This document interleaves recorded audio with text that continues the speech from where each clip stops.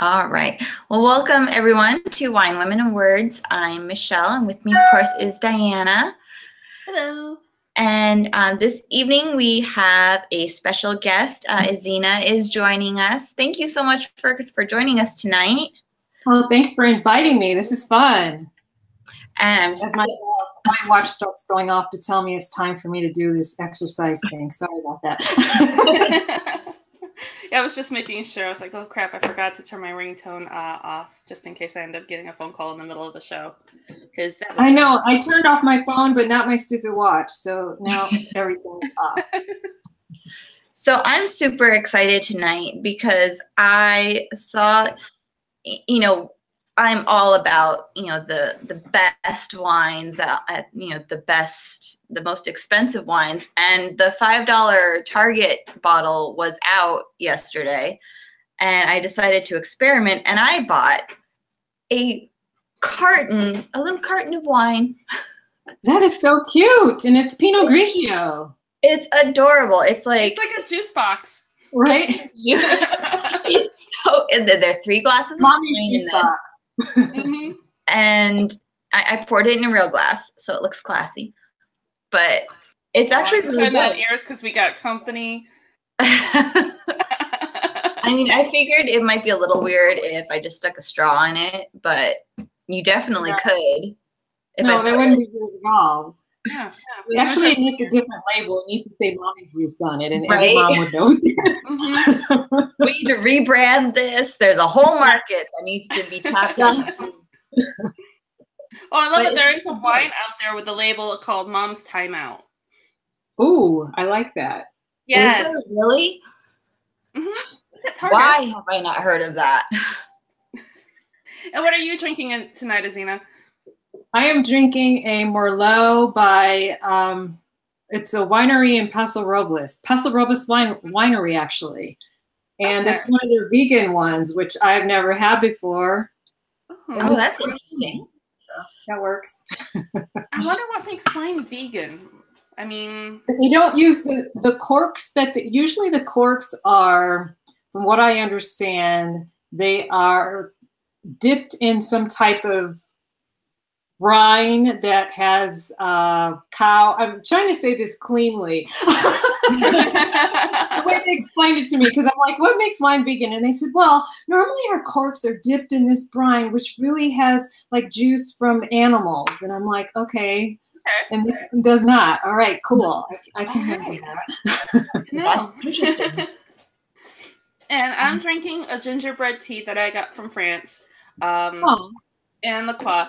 Because, I learned a long time ago, back in my party days, never to mix sinus infection medication with alcohol.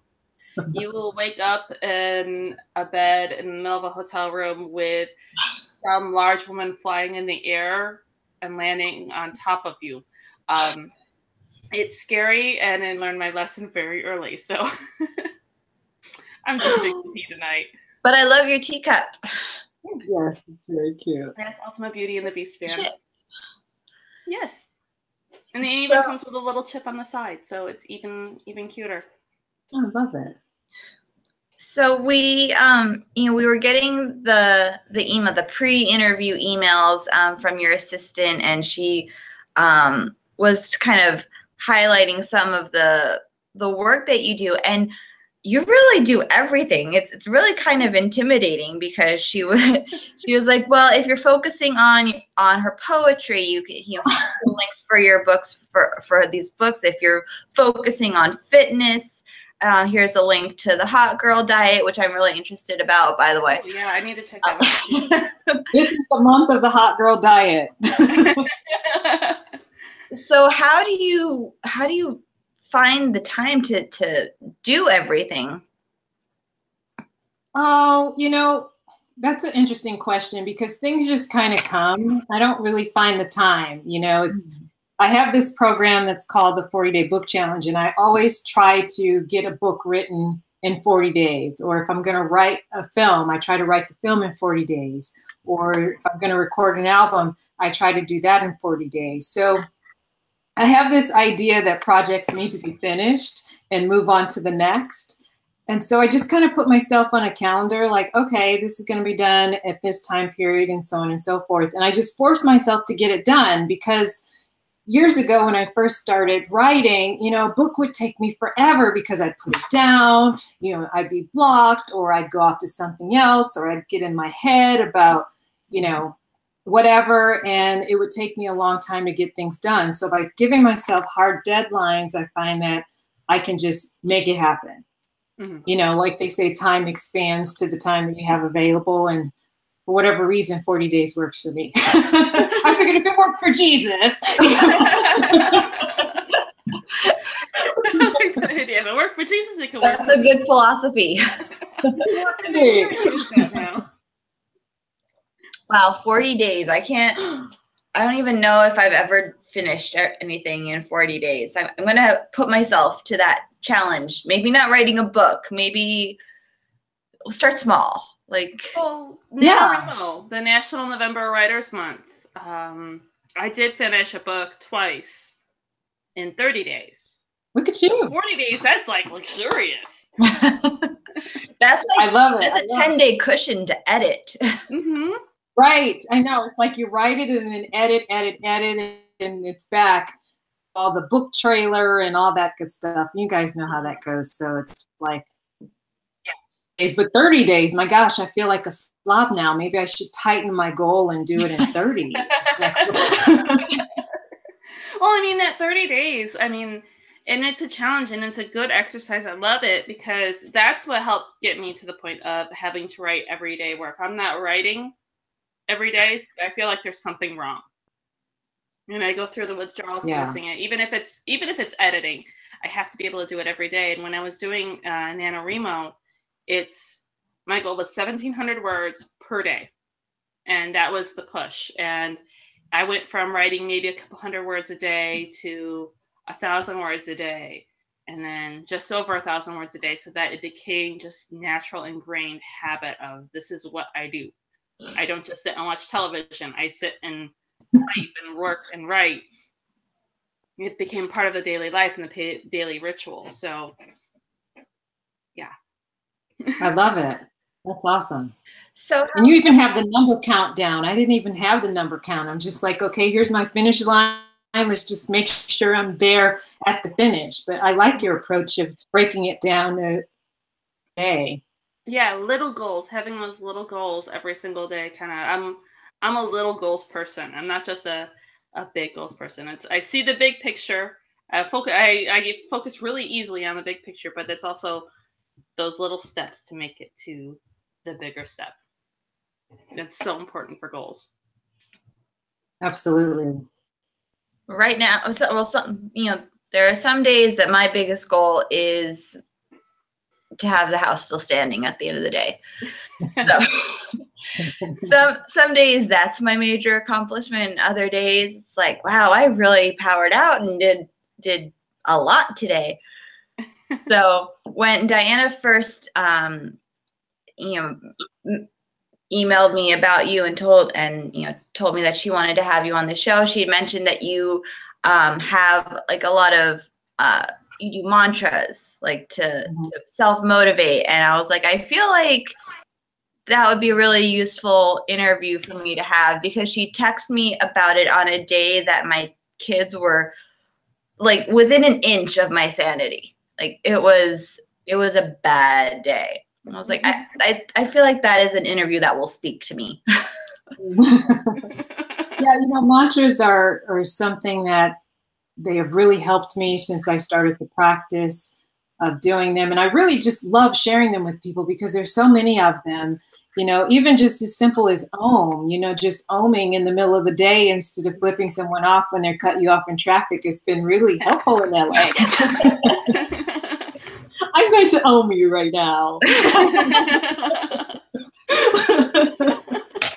And it's kind of like my timeout sometimes too. We were talking about mommy timeout earlier, but it's kind of like my timeout. I just take that time and it's like, and I just kind of tap into that quiet space, even if the world around me is just kind of going in circles, and I think more women, it would totally help us to stay centered, because as women, we have so much stuff going on and so many responsibilities. I mean, you're a mom, you're a businesswoman, you're a writer, you got all this stuff going on in your life. And, you know, when do you take time out for you? Mm-hmm. You know, and sometimes you don't have it, but maybe just, you know, a couple minutes of deep breathing, or a couple minutes of saying a mantra, you know, would be that gift, you know, of peace.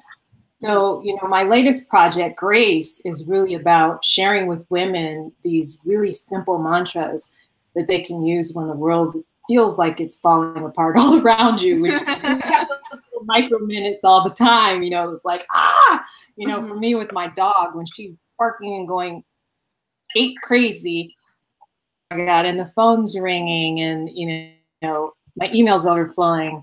It's like, good God, I need a minute for me just to refocus so I can get back to that. So I want to share that. Yeah, I love it. I mean, I find the middle of the day sometimes where it's just like, okay, like I'll cherish like my lunch breaks during the day job where it's like, because I'm by myself, it's just me and an attorney, and I can just turn everything off and shut everything down and just Diana time, pure and simple, just by myself, quiet, take a breather. Yes. You know, focus on my breathing and everything, and then move forward.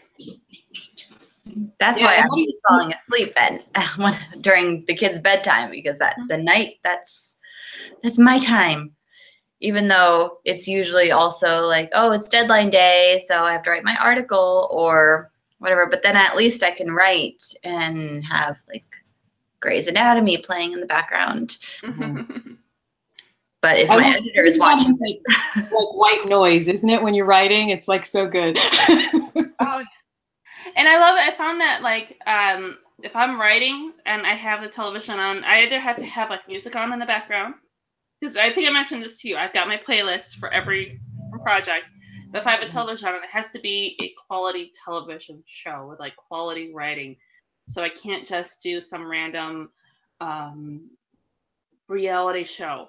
That won't do it. I have to have something with good writing, whether it's Sherlock or Doctor Who or some other, even Black Mirror. That's been my latest obsession. Those I have to have something like that of quality, of substance in the background, even if it is white noise, because that gets into your head. Mm-hmm. So for some of the other stuff, I'm sorry? I was asking Michelle, like, what else does she do, like, to keep it all together? Because you're doing a lot as well. You have so much on your plate. Well, how do you stay focused? You know, I don't, and I do, I'm doing my master's degree right now, and I do freelance writing and then this, and attempting to write a book, maybe. On my good days. My dog really feels bad that he ate a box of my cookies. He never comes over here and puts his head in my lap. And he's like right here right now. He probably got a tummy ache. They were chocolate chip cookies too. So. Oh. Yeah, he's got a tummy ache. Oh, yeah. Zero sympathy from me, but. He hasn't thrown up yet? Like, he's probably getting ready to yak. Oh, 3 times. Okay. But I try to wake up really early. I try to wake up at like 4:30 every morning, and that's usually my time, and I write and I get work done, and that I enjoy doing that. So that's kind of like my unwinding time, even if it's, you know, before the crack of dawn and no one else is awake. But it's so nice to come downstairs when the house is quiet and, you know, chaos hasn't erupted yet. But I don't know. I don't really do anything that's like regularly for me. I'm trying to learn to set aside like a moment for myself, even if it's just like 30 seconds hiding in the pantry or no. I love it. I love it. You know, you mentioned getting up at 4:30 in the morning. That is the hour. Like in yoga, they teach us that is the hour to do our meditative practice or prayer or whatever. And so the fact that you get up at 4:30 is really beautiful, because you are connecting to that other world, that clear veil where we can tap into, you know, extreme consciousness. So it's really cool that you're automatically doing that. Some people have to go through yoga for years and they're like, okay, I get up at 7:30 and now 6:30 and now 5:30 and now 4:30. I'm the kind of person where I find I work better at night. I'm a night owl. For some reason, I'm more creative once the sun goes down. I could stay up all night, and I have done that where I have stayed up all night just writing and creating, and I'm up at 3 o'clock in the morning when my husband's walking through the door from work. He and I are just both really big night owls. So the idea of 4:30 in the morning being the night of like the hour of wisdom, like, is that like just that hour, or is there something like something for us night owls? Of course. I mean, the night owl, you're still tapping into that energy. You're saying you're up late, you're up till 3 o'clock in the morning. You're still getting, you know, a piece of that energy that time of the morning. So that's really cool too. I can't stay up late. Like I'm 9:30, 10 o'clock, like it's lights out for me. I'm like a kid. And then at 4:30 in the morning, I'm up. You know, it's like, okay, now it's time to meditate and, you know, prepare for the day and all that good stuff. But you're doing it automatically. Like have you done yoga before, Michelle? Like a couple times pre and post workout, a few times. I really love the idea of yoga, but my flexibility is not so much with the concept of yoga.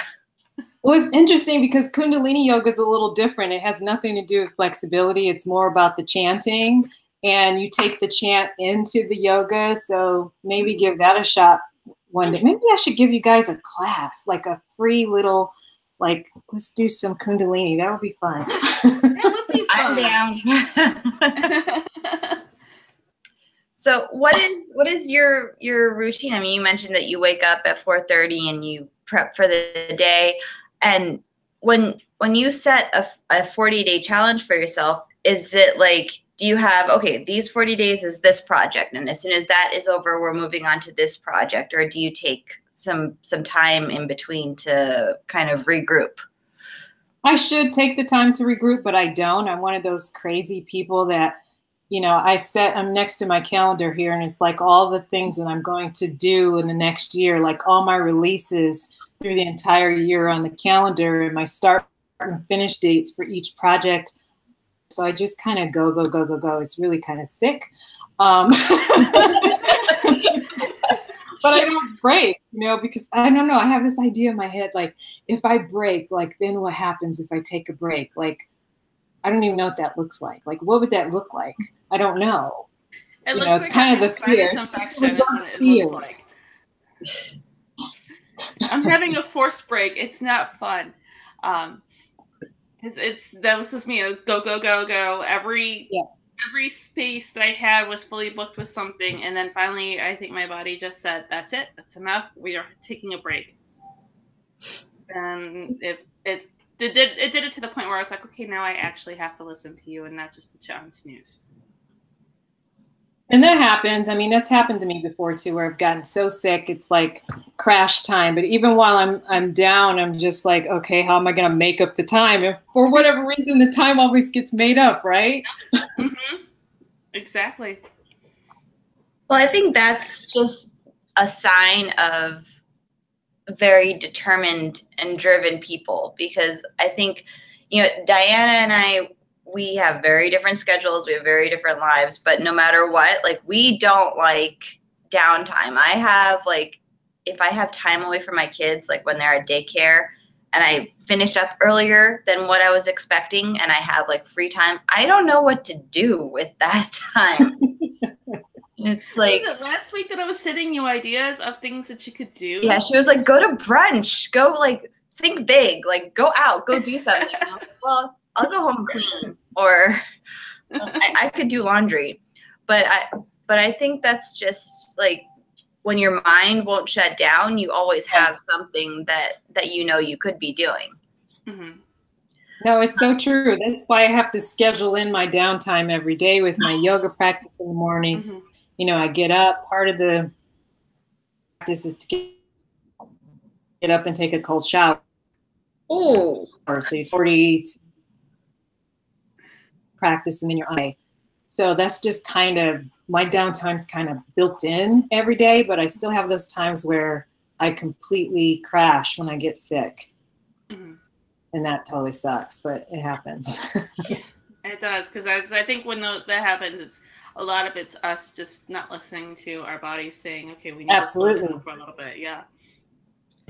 So we mentioned it earlier, but I'm really curious about what this hot girl diet is.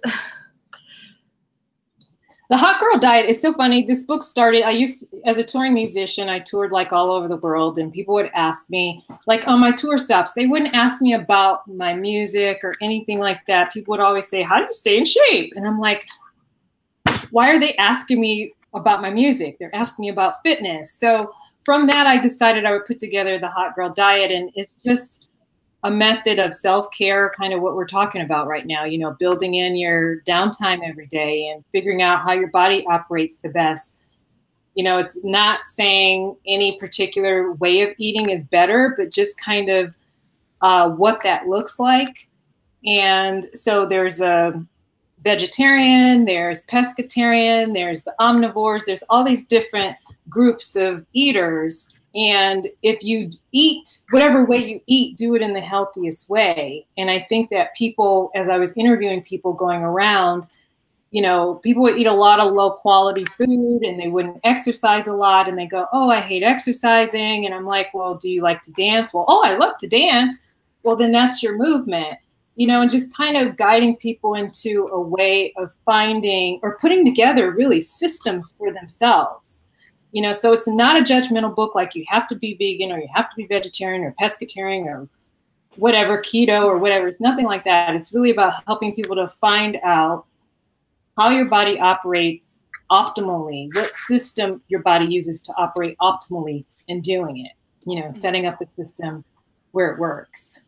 And for women that I talk to, it was just the whole exercise thing. You know, it's like, oh, I don't want to go to the gym, you know.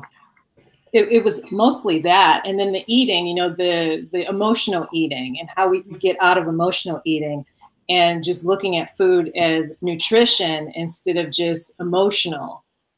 But, you know, for my culture, you know, every holiday you got this gigantic meal, you know, and so we associate. I'm Italian, I know exactly. Yeah, yeah, we associate happiness with those meals, those fattening meals, which back in the day they had to eat it because it was cheap and affordable. And now, you know, we don't necessarily have to eat the way our families ate. We can still eat it, but healthier version. So, you know, it talks about that emotional eating. It talks about movement, and it talks about self-esteem and how, you know, when you have a healthy self-esteem, you work hard to take care of yourself, both mind, body, and spirit. But if you're not so, you know, healthy, you tend to let some of those areas go. You may not, you know, give yourself enough movement. So you might gain extra kilos. You know, you might not give yourself enough quiet time or alone time, or you might not give yourself the best quality food that you can afford. So the hot girl diet is just about putting a whole system together for each individual person so that they can optimally operate. I love it. And then in a fun way, you know, and I talk about getting groups of girls together and having hot girl booty parties and, you know, going to Zumba or doing whatever, but just making it fun, because women, we're very social. Yes. And, you know, we do really well when we have our girl posses with us and just, you know, putting that together and making that a part of your lifestyle.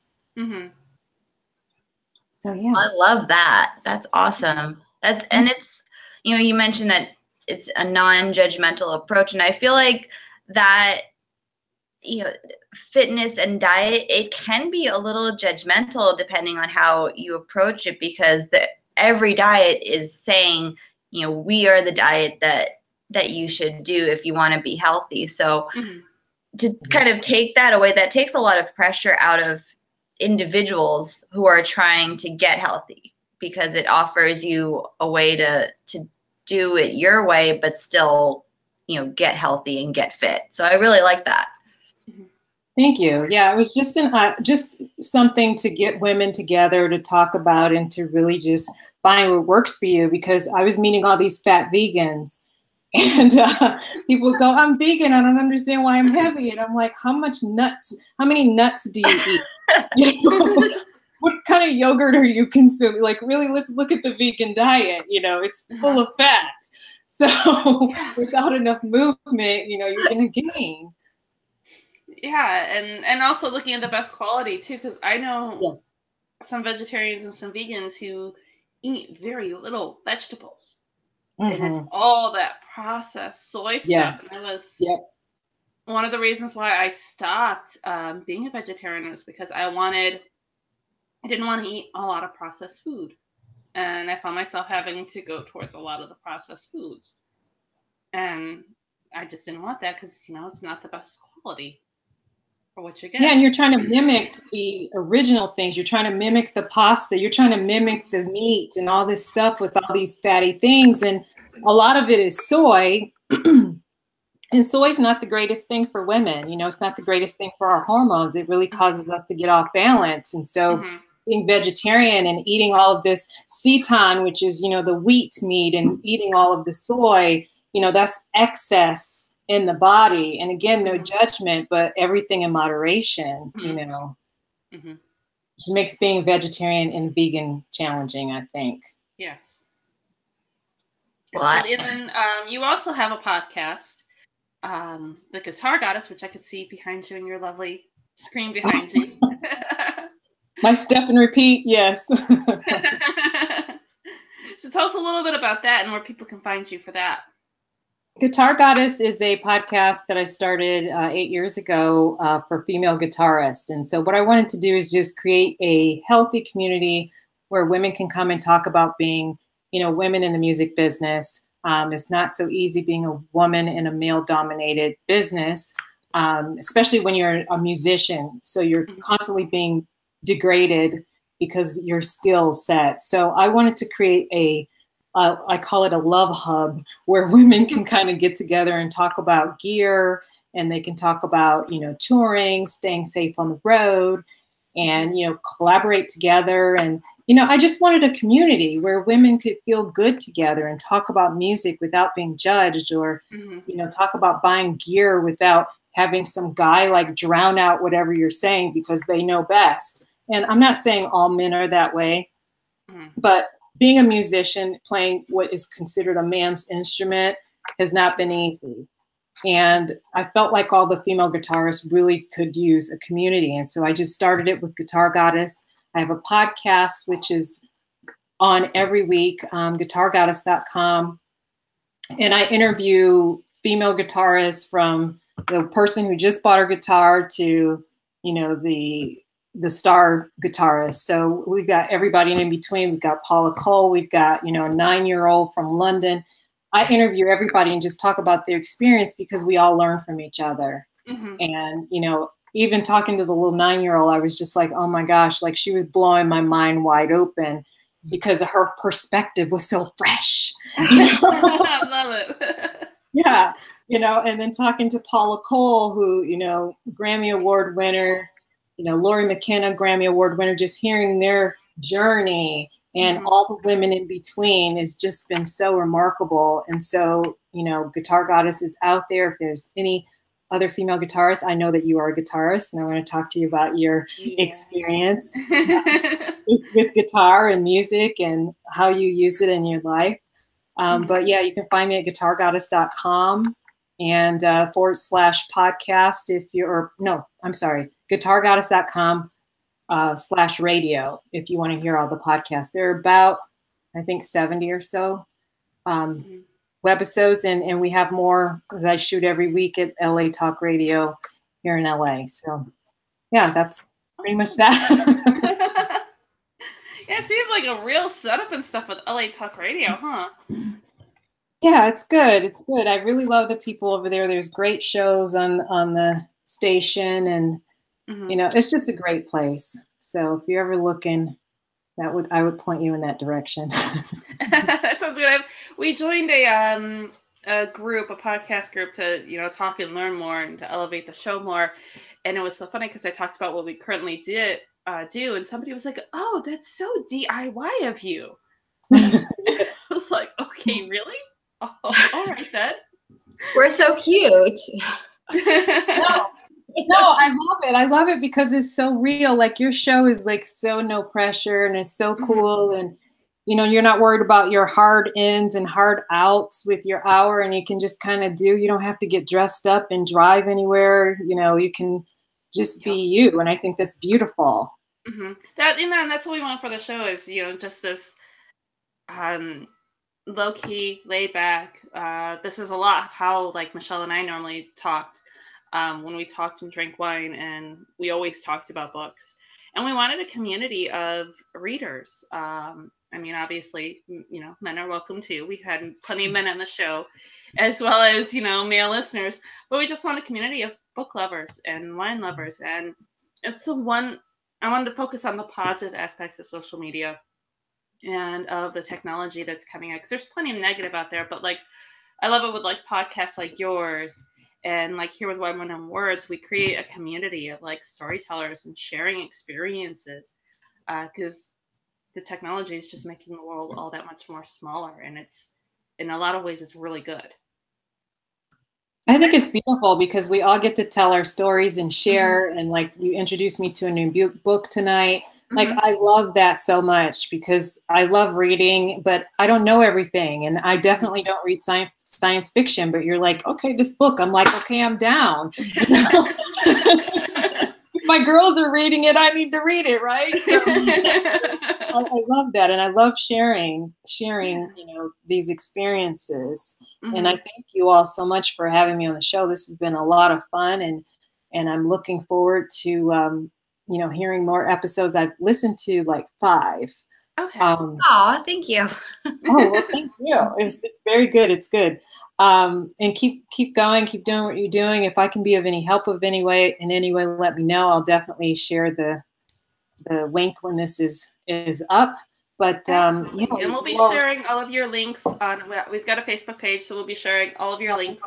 Everything Samantha sent me, plus your Guitar Goddess link, because I know people are always looking for new podcasts to listen to.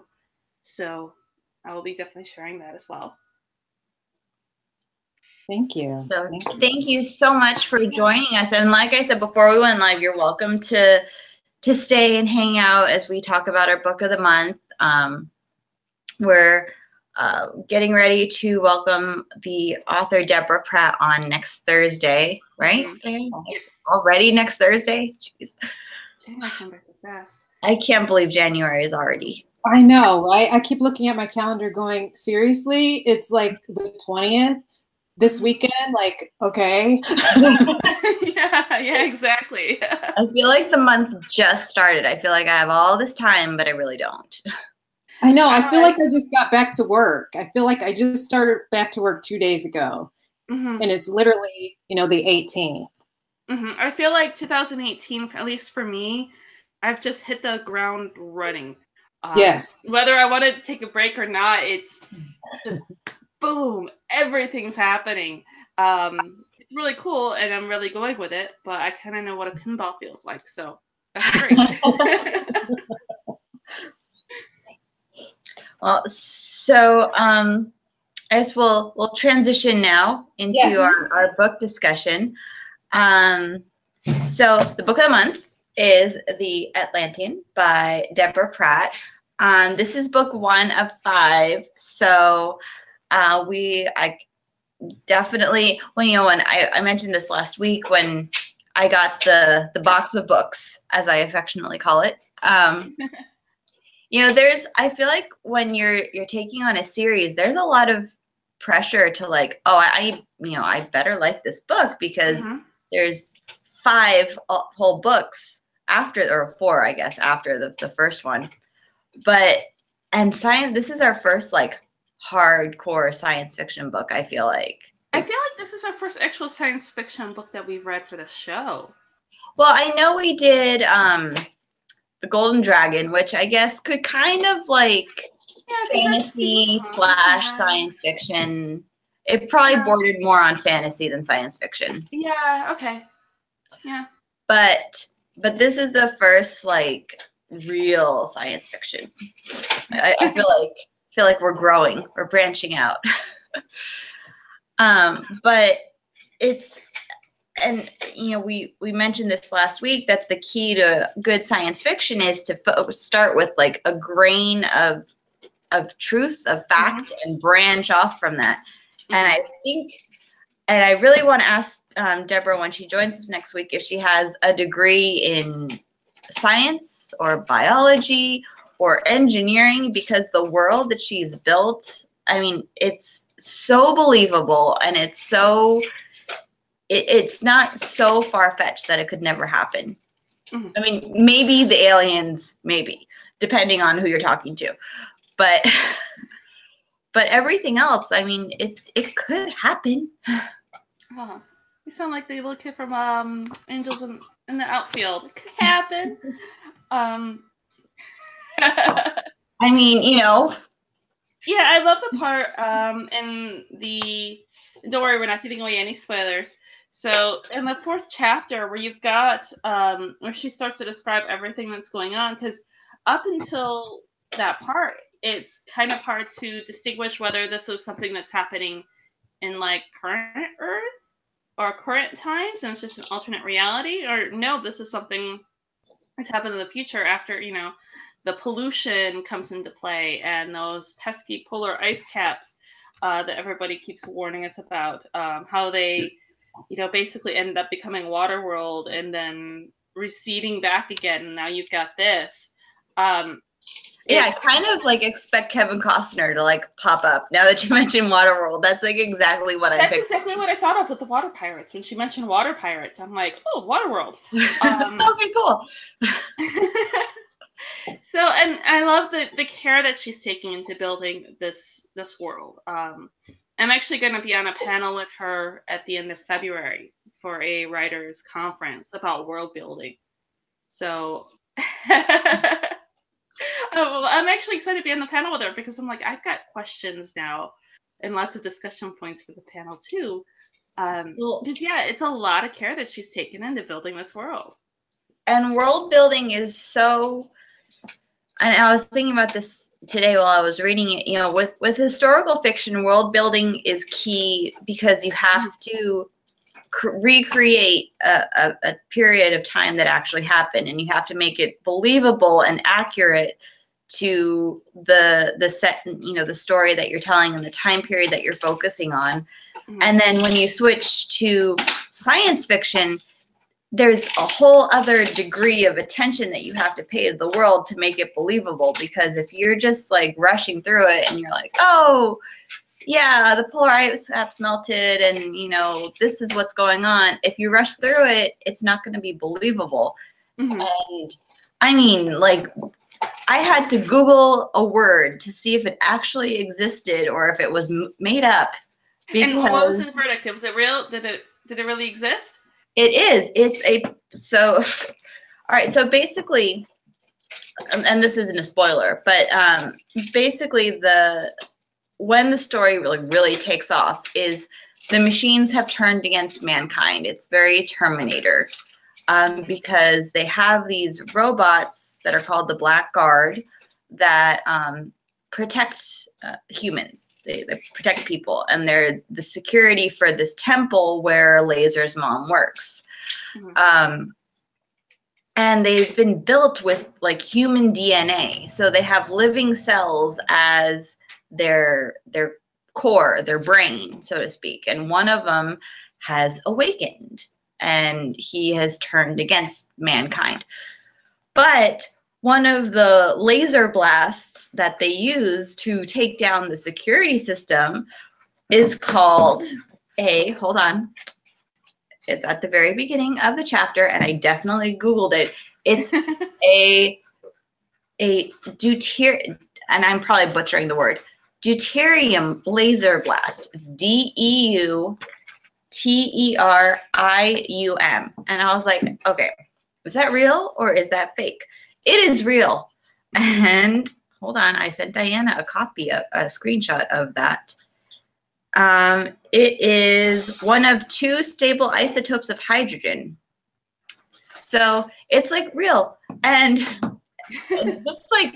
just that small thing that I mean, unless you're a scientist or an engineer, you may not have ever heard of that word before, like me.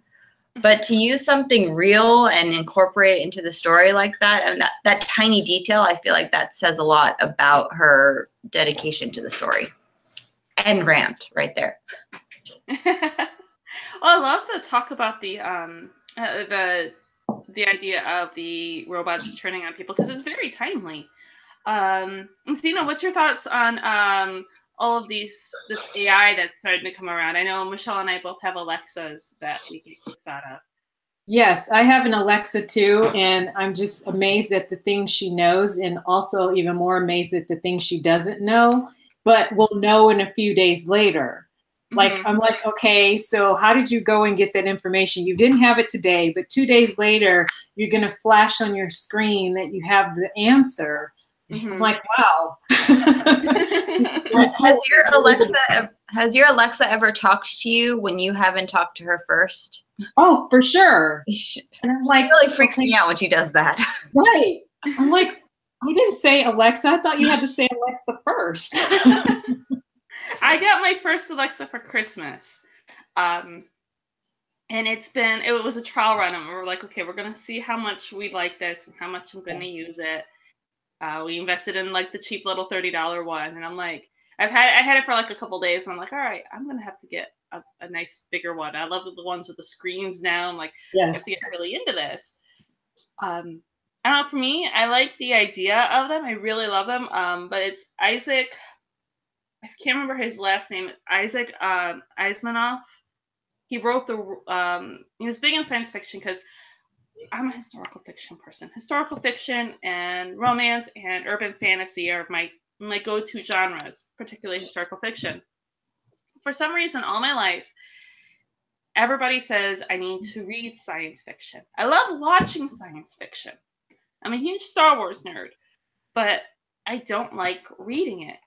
So everybody has pushed all of these science fiction books on me, and Isaac Asimov, I think it is, and I don't know if you guys remember the movie I, Robot with Will Smith back in the day. It was based on one of his books, and the guy developed rules for robots. The 3 rules of robotics, or whatever it's called. Yeah, exactly. And he wrote books based on those rules too. And I'm just hoping that like Elon Musk and Amazon, because they're the ones they're gonna be bringing these all out, that they're fans of him, and that these are gonna be the rules. Because the first one is do no harm to humans, and then the second rule I think is there's something else for the second rule, and then the third rule is follow the first rule. So I'm really hoping that they follow that. Well, it's kind of crazy what they're coming up with. I mean, I read the other day about an artist who has an exhibit going on right now in one of the clubs in Vegas, and it's robot strippers. I read about that too. Yes. And that brings about a whole nother ethics question too. Right. I mean, is that ethical? Right. I mean, I sound like cheating now from The Good Place. So it's Siri though. Siri sometimes starts talking and doing things, and I'm just like, okay, my phone is listening to my conversations. I need to turn it off and move it to another room. I find that a little bit scary. Yeah, and that's why my husband for a while was anti-Alexa, because he was like, she's going to be listening to us all the time. Do you really want her listening to us? You know, just getting the information. I saw. I'm curious as a parent. One of my friends said they love the Alexa because the kids ask it questions all the time, and you can go and see what all the queries are to see what your kids are interested in. What do you think about that as parents? Well, what's scary right now I have a 2-year-old and a 3-year-old, and the 3-year-old is just now getting to the point where she can say the word Alexa to the point where Alexa will understand her, because before she would say it and she wouldn't understand it.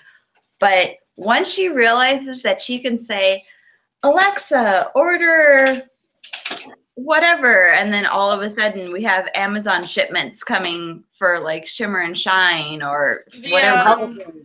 Sarah Huckabee Sanders just complained about that. She ended up with an $80 bill for Batman toys from Alexa.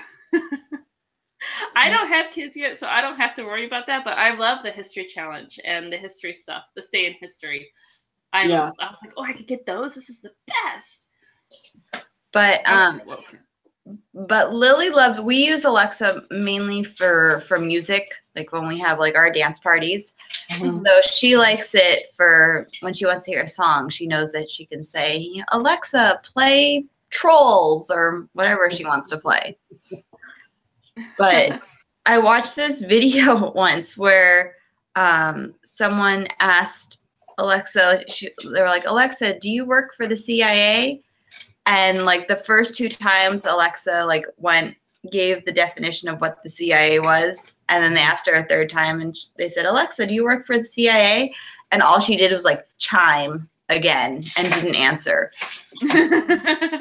Don't be creepy. Don't do that. Right. Wow. But our Alexa is broken right now for some reason because I've said her name at least 50 times and she has not chimed. I don't think she's connected right now for some reason. But it could be a good thing since you keep saying that we're not hearing trolls in the background. If robots do take over the earth, I feel like it will start with Alexa. I think absolutely so. And Siri. Those two. I think they're in cahoots with each other to start some trouble. I just feel it. Well, one of the things I keep thinking about is like, car. That they'll have those too. I keep thinking about a short story Kurt Vonnegut did. And I was a big Kurt Vonnegut fan. That was the one hardcore science fiction author that I loved in high school. The one that I still love. But he did this one, and it was all about this house that still operated on its own, and it was a futuristic house where you had things like Alexa and you had the robots that came out and swept, and the people were all gone, but the house still ran through its normal day functions without the people, and it was really creepy, but it was really cool at the same time, and I just keep thinking about that every time I use Alexa. I keep thinking about that short story. Well, I feel like the Atlantean has kind of like taken that concept and just like exploded on it. Because now, and what's really interesting about the concept, like the core of the story, is it kind of goes back to the inhabitants of Earth before humans. So that's like really, I feel like, where the science fiction comes in, because now we're talking about aliens. But it also talks about, the secrets of the universe. So I've just gotten to the part, and I am slightly ahead of Diana. Let's pause to appreciate that fact. It never happens. I got addicted to Heather Webb's latest book, The Phantom's Apprentice. I know I have to buy. I know I have a copy of it accessible online as an ebook, but I need the book because the cover is beautiful. The cover is amazing. But as you know, it's basically the retelling of the Phantom of the Opera from Christina's point of view, and it's beautiful. And so I kind of got suckered into that one. But they have one of the main characters is Kyla, and she is a splicer, which means she has human DNA and she has animal DNA, and she's like this like crossbreed. And at first, they introduced her, and she has like these like, I picture like diamond shaped things like embedded in her skin that reveal her emotions. Like they change color based on her emotions. But then as you go in, and that's kind of like where I thought her differences ended. But Did you get to the part where she has wings? No, I did not. She's got wings. That's awesome.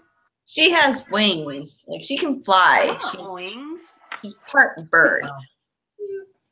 But they have all these, and now they're talking about, and I posted a picture of it on our Instagram story. They're talking all these other splicers that are living among the humans. And there are splicers that are part rat, part spider. Like, why is that necessary? That's like from a How I Met Your Mother episode. That cockroach. It's the pocket mouse. Nobody wants that. And they're like these like scavengers that just like eat garbage and ugh. Like, if this were ever made into a movie, I'd be really interested to see how these were created. Mm. But yeah, like, ugh. Ezina, your face is priceless right now. Just like, eek. I don't know. There's something about rats and wings and all, like, those two she'll never, they shouldn't go to bed ever. They're called pigeons. Well, yeah, exactly. And they always take my food at the beach. Well, out here, we have these spiders that are called jumping spiders. Oh, yes. And I've never heard of them until I moved here. And they jump. Like, they jump. Like, not a fan. The splicers sound cool, though. Yeah. Right? Like, I mean, have we thought of any fantasy casting for Kyla and Laser? No, because I mean, I picture them all to be like young adult, and I have to go hunting through like all those young adult teen shows. Well, Okay. Casting. I have an idea for Laser, who is our main character, and fantasy casting is a huge part of what we do here. Did you ever? Okay, I know you saw Love Actually. Yes. Because that is our movie. But we have a movie? Aww. We have a movie. Well, we have several movies. It's one of our movies. So Sam, the little kid who is in love. Let's get the shit kicked out of us for love. That kid. He's grown up, and he's also in all the Maze Runner movies. Yeah. But that's kind of who I picture for Laser, because like he's already been part of that like dystopian alternate world thing. I like it. I feel like he would be a good fit for Laser. And Kyla, I have no clue. I can't picture. I keep picturing the diamonds on her chest that change color, and I can't think of an actress who has that. Called makeup, honey. Just put her in a makeup. I know. You have to be kind of badass, though, because she's a splicer. You know, she'd have to have a little bit of an edge, right? Mm-hmm. Right? Yeah. I don't. Like, tapping into our young adult scene is new for us. Usually we go for like the older, more established actor, but we have to tap into the new actors now. Yeah. And I feel like my actors range from like Academy Award winners to Paw Patrol. Like, there's no in between. And I'm not a big young adult fan in general. So I'm like, okay, 18, 19-year-olds. I don't know. I don't know. I've revisited my Vampire Diaries days on Netflix. So I feel like I'm very much connected right now with teen dramas of the supernatural variety. Gotcha. But I think we're actually about at our hour. I know we started a few minutes late, but that went by super fast. Mm-hmm. And I think I still have like a glass and a half of this left. Well, the good thing is that it has a twisty cap, so. I was gonna say, just finish it tonight, Michelle. You could totally do it. Oh my gosh, no. Friday mornings are already hard enough after one glass of wine. I remember the days that I could go to bed at 3 o'clock in the morning and wake up at 5 and still go to work and be functional. And now it's like one glass of wine is like, oh my God, just kill me. Yeah, I remember those days. I remember you thought you were functional. You walked in acting like you thought you were fooling everybody about being functional. I didn't send anyone to the wrong resort in the wrong country. Everyone got where they were supposed to go. Mission accomplished. Yeah, I did once. I did book the wrong year. They wanted to go to Hawaii on Christmas of like 2008, and I booked it for 2007. So, or maybe it was the reverse. They wanted to go 2007, and I booked 2008. I think that's what it was. But it worked out. I didn't get fired. But thank you so much for joining us, Ezina. It was so much fun talking to you. Thank and you. I feel like we'll both be keeping in touch and watching Guitar Goddess. And I feel like I really want to check out the Hot Girl Fitness. I'll send it to you. Oh, really? I would love that. Absolutely. Not a problem. Done. You'll have it tomorrow. Yay. Well, thank you so much for joining us, and keep us updated with any news that you have. You're part of the Wine, Women, and Words family now, so thank you. So we like to keep in touch with our family members. Awesome. Well, thank you for having me. It was fun. I can't wait to go pick up this book now. It's so cool. I'm just intrigued by the splicers. I can't wait to read it now. I'm like diamonds on the neck and wings. Like, I'm all about it. Yeah. It sounds like a perfect stage costume. She's already my favorite character. Yeah. Right. Well, be sure to check us out next week. We will have Deborah on the show to talk about her book. So it should be a really fun episode. Absolutely. I'll check it out. Thank you so much for having me, and I'll see you both soon. Thank you. Have a good night, everyone. Bye. Bye.